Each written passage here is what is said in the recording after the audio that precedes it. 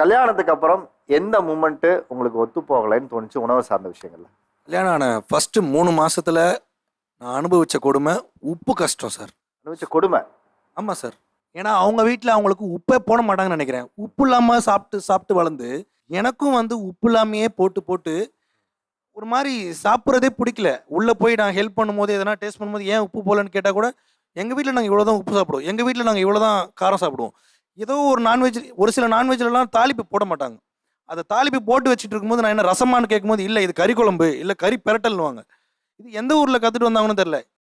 Sir ஆக்சுவலாக வந்து நான் வந்து இவனை லவ் பண்ணதே வந்து இவன் நல்லா சமைப்பான்றதுக்காக தான். இவனுக்கு நல்லா தெரிஞ்சதாலேயே எனக்கு என்ன ஆயிடுச்சு, ஆப் ஆயிடுச்சு. ஏன் நான் செய்கிறதெல்லாம் இவன் குறை சொல்லிகிட்டே இருக்கான். அதுவும் இல்லாமல் அவங்க பாட்டி தான் அவங்கள வளர்த்தாங்க. ஸோ தனியாக இருந்து எல்லாமே குக் பண்ணி எல்லாமே அவங்களே மேனேஜபிளாக இருக்குது, பழகிடுச்சு. ஸோ கல்யாணத்துக்கு அப்புறம் நம்மளுக்கு அந்த வேலை இருக்காது அப்படின்னு ஒரு நம்பிக்கையில் கல்யாணமும் பண்ணிட்டேன். கல்யாணம் ஆனதுலேருந்து கிச்சன் பக்கம் வர்றதே இல்லை. அவனுக்கா தோணுச்சுன்னா வருவான்.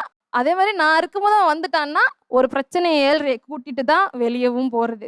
அதிகபட்சம் என்னோட வீட்டில் நான்வெஜ் சமைக்கிறதா இருந்தால் நான் தான் சமைப்பேன். நீங்க தான் சமைப்பீங்க? நான் தான் சமைப்பேன். அது அவங்க கையில் கழுவுறதுக்கு கஷ்டப்படுவேன், நீ வந்து கழுவு இப்படிலாம் சொல்லி தான் அந்த நாளே போகும். அப்படி நான் சமைக்கும் போது நான் கிச்சனை விட்டு வெளியே வர மாட்டேன்.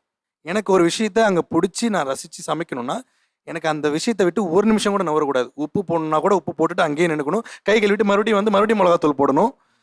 அது கிண்டிக்கினே இருக்கணும், அது அங்கேயே நிற்கணும். நான் வேற எங்கேயும் போயிடக்கூடாது. எனக்கு அங்கே நின்று அதை பார்த்துக்கிட்டே இருந்து ரசித்து சமைக்கணும். எனக்கு அப்போ தான் அது பிடிக்குமே.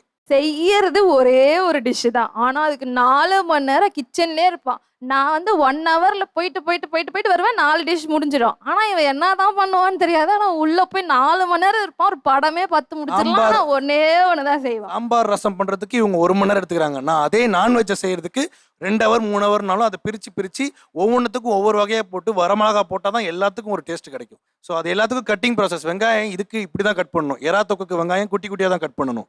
இதுவே பிரியாணி கட் பண்ணும்போது நீளமா கட் பண்ணணும். ஆனால் அந்த ப்ராசஸ் எதுவுமே தெரியாது அவங்களுக்கு. பெருசா தப்பா பண்ணிட்டேன்னா அன்னைக்கு ஒரு சண்டை வந்துடும். அது 4 நாளைக்கு போகும். ஏன்னா வெங்காயத்தை வெட்டுற விதத்துக்கே நமக்கு அந்த டேஸ்ட் மாறும்.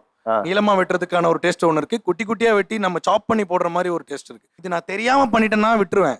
ஆனா என் கண்ணு முன்னாடியே பண்ணிட்டாங்கன்னா ஒரு ஹெல்ப்புக்கு வாப்பா பண்ணுப்பா அப்படின்னு சொல்லுவேன். அது ஃபுல்லாவே நானே பண்றேன். நீ போயிரு, தயவு செஞ்சு போயிரு, நானே பண்ணிக்கிறேன் அப்படின்ற அளவுக்கு கொண்டு வந்து விட்டுருவான்.